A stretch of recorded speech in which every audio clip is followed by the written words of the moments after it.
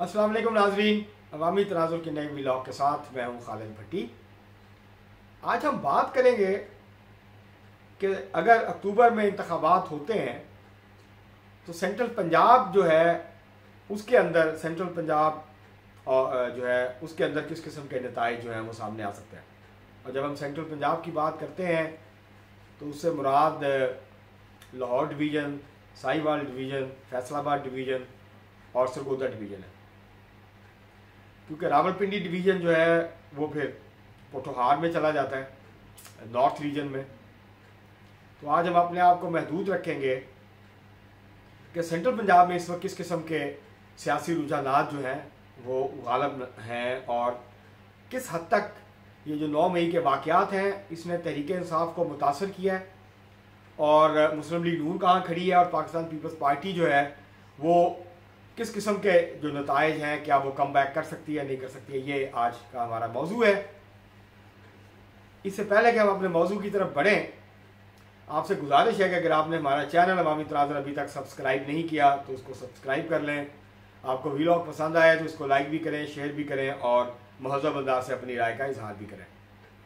अब हम बढ़ते हैं आज के मौजू की तरफ।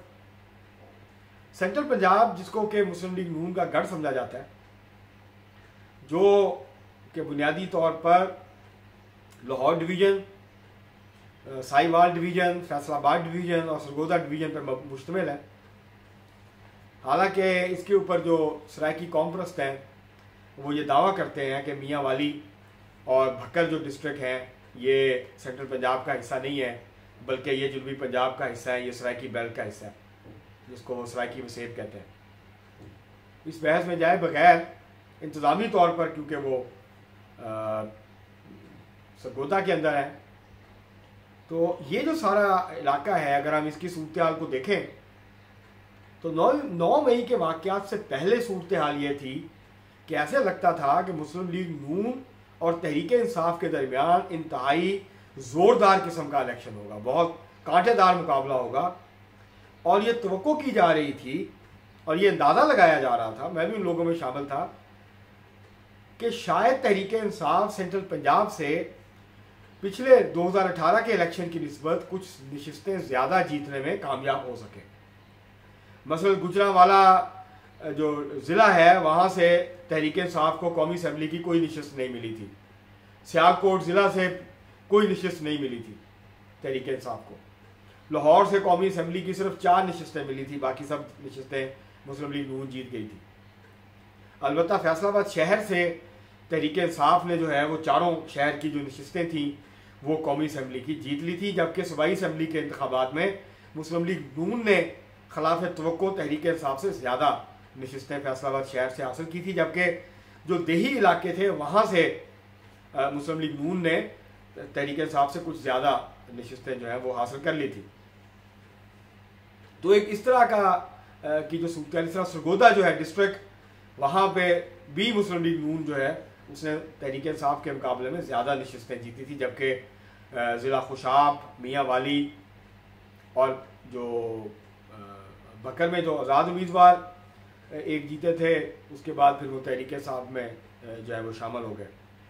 तो बल्कि दोनों जो कौमी असम्बली की सीटें हैं वो आज़ाद उम्मीदवारों ने जीती थी, लेकिन बाद में वो कौमी असम्बली में शामिल हो गए, तहरीक इंसाफ के अंदर शामिल हो गए कौमी असम्बली के अरकान। ये जो सारी सिचुएशन बनी थी 2018 के इंतखाबात में, उसके बाद ये सूरत हाल बहुत हद तक बरकरार रही। जितने भी ज़िमनी इंतखाबात हुए उसमें मुस्लिम लीग नून मुसलसल जो है वो इन इलाकों से कामयाबी जो है वो समेटती रही और तहरीक इंसाफ मुसलसल नाकाम होती रही। 12 से ज़्यादा ज़िमनी इंतखाब कौमी और सूबाई असम्बली के तहरीक इंसाफ मुस्लिम लीग नून से हारी जब वो हुकूमत में थी। जब तहरीक इंसाफ हुकूमत से निकली, इमरान खान ने एक नाम नहाद अमरीकी जो है अमरीका मुखालफ एक बयानिया बनाया, फिर इस्टेब्लिशमेंट मुखालफ एक बयानिया बनाया। इस दौरान वो अमेरिका के साथ भी मुज़ाकरात के ज़रिए से अपने ताल्लुकात बेहतर करने की कोशिश करते रहे। दूसरी तरफ जो है वो इस्टेब्लिशमेंट के साथ भी अपने मामलात को बेहतर करने की कोशिश करते रहे, जबकि जलसों में, अपनी तकरीरों में वो दोनों के ख़िलाफ़ जो है वो बातें करते रहे। एक उन्होंने कोशिश की कि ये तासुर कायम किया जाए कि तहरीक इंसाफ और इमरान खान साहब इस वक्त अमरीका मुखालफ और जो है वो फ़ौज मुखालफ या एस्टैब्लिशमेंट मुखालिफ जो है वो एक लीडर है। लेकिन 9 मई के जो वाक़यात थे इसने सूरत हाल को बहुत हद तक तब्दील कर दिया। बड़ी तादाद में अभी तक आपको साउथ पंजाब, सिंध, कराची, अब केपी से भी आहिस्ता आहिस्ता लोग खिसकना शुरू हो गए हैं। सेंट्रल पंजाब से अभी उतनी बड़ी तादाद में लोग अभी पीटीआई छोड़ के नहीं गए, छुपे हुए हैं, आगे पीछे हुए हैं। कुछ छोड़ गए हैं, जैसे ज़िला कसूर में तहरीक इंसाफ को काफ़ी बड़ा झटका लगा है। इसी तरह जो है वो और इलाकों से भी फैसलाबाद से तहरीक इंसाफ के कम अज़ कम 2 साबिक़ अरकान कौमी असम्बली छोड़ गए हैं। कुछ सूबाई असम्बली के जो उम्मीदवार थे वो छोड़ चुके हैं अब तक।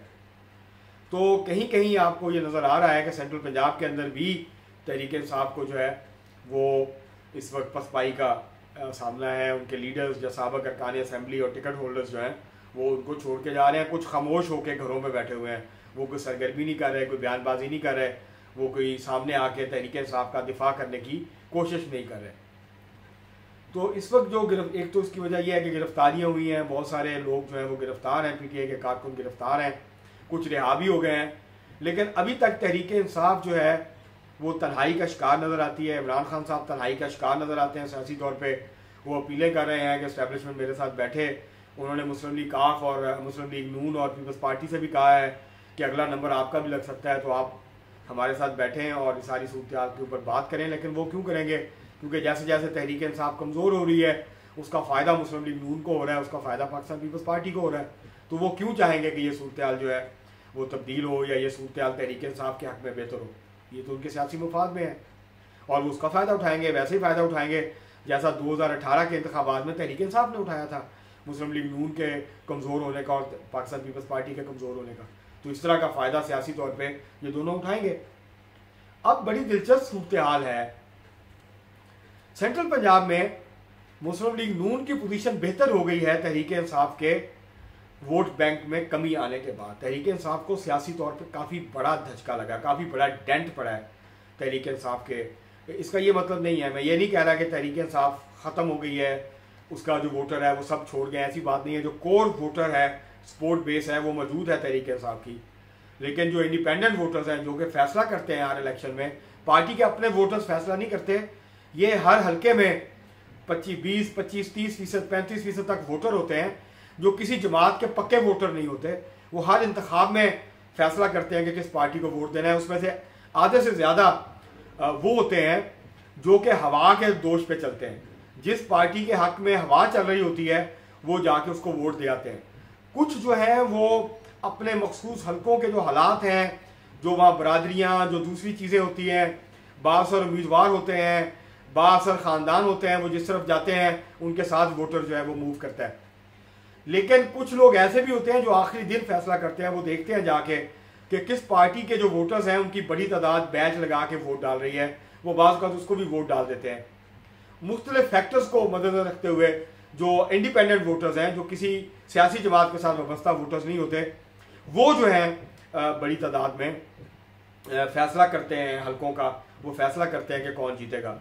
और वो मीडिया के अंदर जो हवा चल रही होती है, जो इस्टेब्लिशमेंट के हवाले से हवा चल रही होती है, उसको मद्देनज़र रखते हुए बहुत ज़्यादा उनके जो वोटर्स हैं, इस तरह के वोटर्स वो वोट डालते हैं। इसी तरह बहुत ज़्यादा चर्चा है इस बात का कि तहरीक इंसाफ को नौजवानों के वोटर्स की बड़ी तादाद जो है वो हमायत कर रही है। ये बात दुरुस्त है कि अक्सरियत जो है बहुत सारे जगहों के ऊपर नौजवानों की, वो जो मिडिल क्लास के नौजवान हैं, ख़ास तौर पर अपर मिडिल क्लास के, वो आपको तहरीक इंसाफ के बहुत वोकल सपोर्टर्स के तौर पे नज़र आते हैं। लेकिन जो लोअर मिडिल क्लास और वर्किंग क्लास है, वहाँ मुकाबला बहुत सख्त है नौजवानों के हवाले से। वहाँ मुस्लिम लीग नून भी कोई ज़्यादा पीछे नहीं है, अगर आगे नहीं है तो वो बहुत पीछे भी नहीं है, तकरीबन तहरीक इंसाफ के बराबर खड़ी है। और जो गरीब इलाके हैं वहाँ पर मुस्लिम लीग नून को एडवांटेज भी है। जैसे सिंध में पीपल्स पार्टी को एडवांटेज है नौजवानों के हवाले से। तो इस तरह मुख्तलिफ जगहों पे, मुख्तलिफ इलाकों के अंदर नौजवान जो है वो तकसीम है। वो कोई एन ब्लॉक पीटीआई के वोटर्स नहीं है। ये बात दुरुस्त नहीं है कि वो एन ब्लॉक जो है वो सिर्फ पीटीआई को वोट डालेंगे। ये जो कुछ हुआ है उसके बाद से खौफ की फिजा भी है। अब उस तरह से नौजवान जो है वो अपनी फैमिलियों के खिलाफ बगावत करके शायद उतनी बड़ी तादाद में वोट ना डाल सकें जिस तरह के पहले उम्मीद थी। ये अगर 9 मई के वाक़यात जो हैं वो ना हुए होते। इसका ये मतलब नहीं है कि नौजवान वोट नहीं डालेंगे। जाहिर है उनके अंदर बहुत बड़ी तादाद है जो इमरान खान साहब से मोहब्बत करती है, उनको अपना सियासी रहनुमा मानती है। वो पीटीआई के उम्मीदवार होंगे तो वो उनको जाके वोट डालेंगे। अभी तक का जो अंदाज़ा है मेरा, और पाकिस्तान पीपल्स पार्टी के पास भी कुछ उम्मीदवार आएंगे, बहुत सारे लोग जो पीपल्स पार्टी जो है तहरीक इंसाफ छोड़ेंगे वो पाकिस्तान पीपल्स पार्टी के पास भी आएंगे।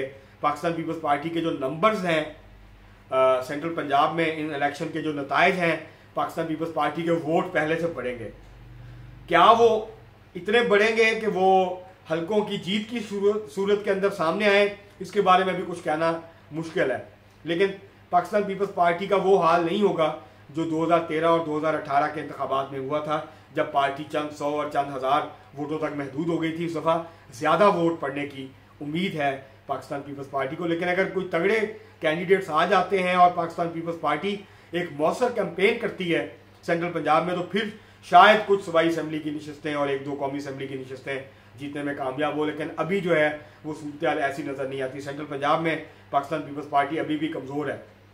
आज की सूरत के हवाले से अगर देखा जाए तो ऐसा नज़र आता है कि सेंट्रल पंजाब में पाकिस्तान मुस्लिम लीग नून को एक बर्तरी जो है वो हासिल होती हुई नज़र आती है। तहरीक इंसाफ जो है वो कमज़ोर हुई है, और अगर वो उनके बहुत सारे लीडर्स इंटैक्ट रहते हैं और वो कैंपेन करते हैं सही तरीके से, तो फिर कुछ हलकों में वो मुस्लिम लीग नून को टफ टाइम दे सकते हैं। लेकिन आज की जो सिचुएशन है उसके अंदर ये लगता है कि पाकिस्तान पीपल्स पार्टी जो तस्वर किया जा रहा था कि शायद तहरीक लब्बैक तीसरे नंबर पे आएगी, अब लगता यह है कि पाकिस्तान पीपल्स पार्टी जो है वो तीसरे नंबर पे आएगी और तहरीक लब्बैक जो है वो शायद चौथे नंबर पे चली जाए। कुछ हलकों में ज़ाहिर है तहरीक लब्बैक भी जो है वो तीसरे नंबर पे आएगी, लेकिन वो नताइज शायद इस दफ़ा ना हो जो कि पिछले इंतखाब में, जैसे फैसलाबाद शहर में शायद पीटीआई अब वो कारकर्दगी ना दिखा सके जो कि तहरीक इंसाफ ने 2018 के इंतखाबात के अंदर दिखाई थी। तो ये जो हमने सिलसिला शुरू किया है ये अभी हम जारी रखेंगे। उसके बाद फिर हम बजट जब आएगा तो फिर हम उसके हवाले से भी बात करेंगे। लेकिन आज सेंट्रल पंजाब के हवाले से इतना ही। फिर किसी अगले व्लॉग में हम मुख्तलिफ जो डिस्ट्रिक्ट्स हैं उनको हम जो है वो डिस्ट्रिक्ट वाइज फिर देखेंगे कि किस पार्टी की वहाँ पर क्या पोजीशन है। लेकिन जनरल ट्रेंड इस वक्त ये नज़र आता है कि मुस्लिम लीग नून जो है तहरीक इंसाफ के कमज़ोर होने से सबसे ज़्यादा सियासी फ़ायदा पाकिस्तान मुस्लिम लीग नून को होगा, क्योंकि उसकी वजह यह है कि महंगाई की वजह से और माशी हालात की वजह से और पिछले 1 साल की जो हुकूमत थी उसकी वजह से मुस्लिम लीग नून की जो मकबूलियत है उसके अंदर कमी आई थी, जिसकी वजह से तहरीक इंसाफ आगे बढ़ती हुई नज़र आ रही थी। लेकिन 9 मई के वाक़यात के बाद अब सूरत हाल जो है वो तब्दील हुई है और मुस्लिम लीग नून अब फिर सेंट्रल पंजाब में एक बार फिर जो है वो आगे नज़र आती है। आज के लिए इतना ही, बहुत शुक्रिया।